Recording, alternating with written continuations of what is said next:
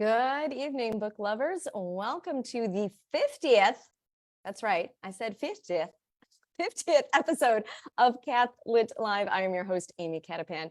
You can find me everywhere on social media under my pen name, AJ Cattapan.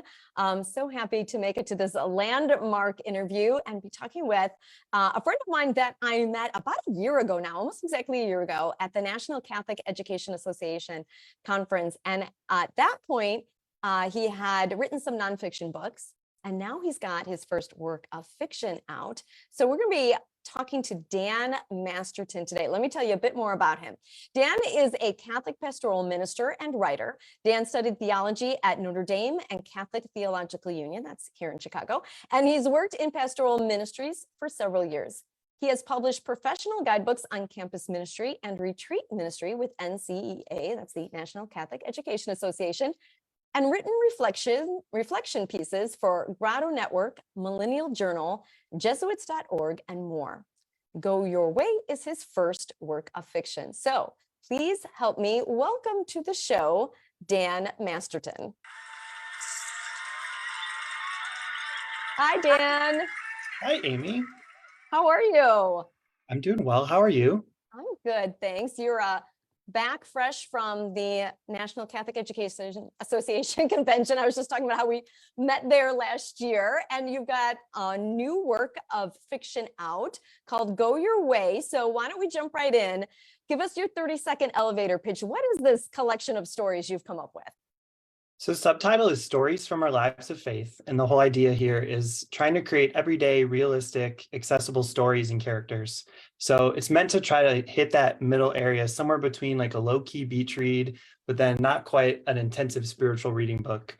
Hopefully for someone who wants something that's an enjoyable, engaging narrative, but still kind of familiar themes, and a way that you can get to know characters who are grappling with vocation. So people who are trying to figure out, what did God make me to be? And how can I respond to that love that God's put in my life? So it's 3 stories. The first 2 are more like kind of a usual novel. And then the third one is actually a collection of short stories that kind of build progressively into an overlapping kind of conclusion. So it gives you a little bit of everything, a little mix of characters, and hopefully something that's engaging the way that kind of a lighter read would be, but still something a little more nourishing for your spirit if you're looking for that too.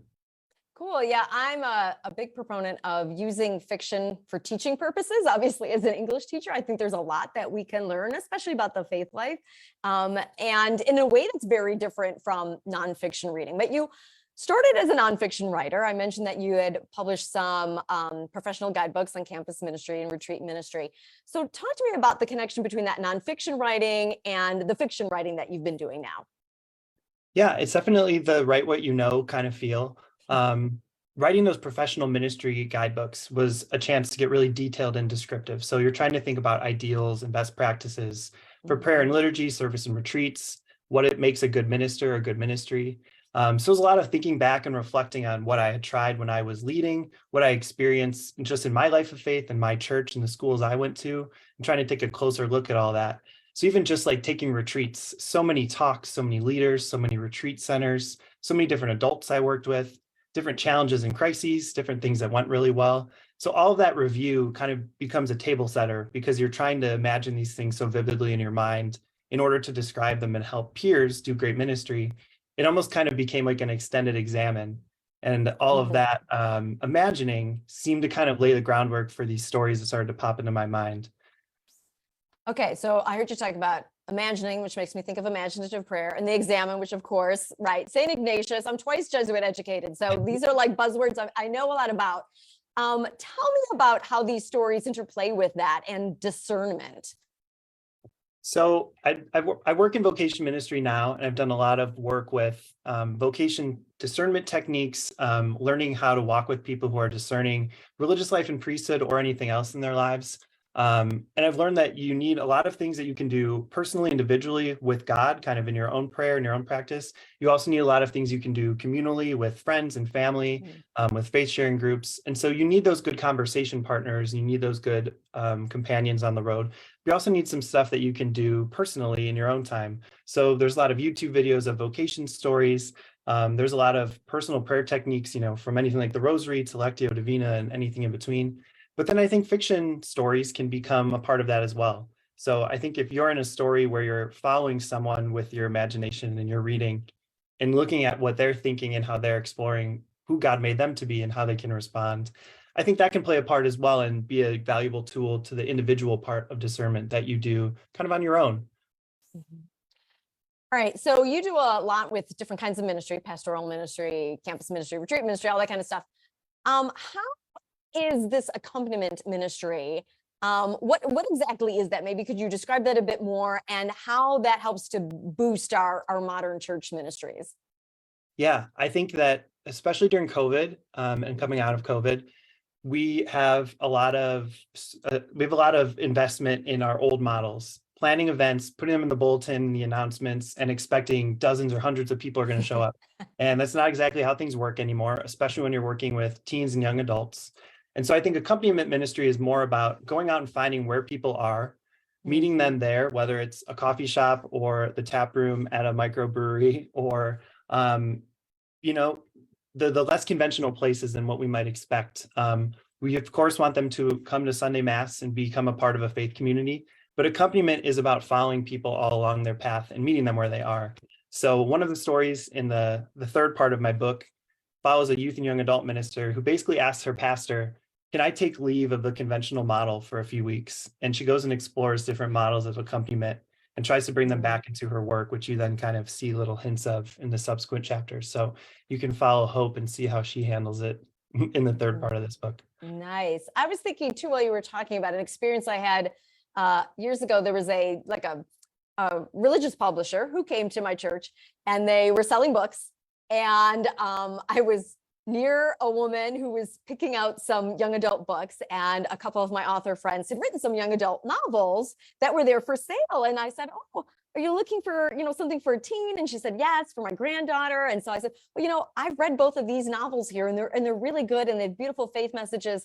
And she was kind of like, buy her this nonfiction book over here. And I wanted to be like, sure, I don't know your granddaughter, but as someone who teaches middle school, I know the kids are probably going to be more interested in the story about kids their own age than reading about the saint or someone else over there that they might not find as relevant. And to me, that's why this fiction, I think, can be so helpful. That can be a way of an accompaniment. Like you said, you kind of hope it's almost a little bit of a beach read, something people can pick up for fun.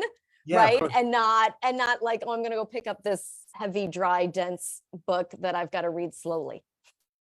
I agree. And I think that there's a comfort level with maybe a daily email blast or an Instagram graphic. But you hope people can go a little bit further than that, even if they don't quite want to read Thomas Aquinas or The City of God or something. That things like these fiction stories can be a nice in-between middle ground for people to do something for their hearts as well as have an enjoyable kind of relaxing read as well. Yeah. Right. And they can lead to other things, right? They can lead to the deeper, more challenging works. Yeah. And I think that even some fiction writers would be a little bit more in that direction. Like I wouldn't necessarily recommend, G.K. Chesterton or Graham Greene to someone who's never picked up a faith-based fiction story. But if they went in that direction, it could really do some fun things for their spirit as well. Absolutely. Well, Dan, this has been a great conversation. Where can people find out more about you and your books, both nonfiction and your new fiction? Yeah. My Twitter and Instagram is thislad.dan. I have a link tree, so linktr.ee/Dan Masterton. And then Go Your Way, Stories from Our Lives of Faith is available on Amazon. Awesome. All right. I will be sure to put those links in the show notes on YouTube so that people can go and follow them. Thank you so much for joining me tonight, Dan. Thank you, Amy. All right. We're going to say goodbye to Dan right now. All right. Thank you for joining me for another episode of Cath-Lit Live. I can't believe 50 of them are done.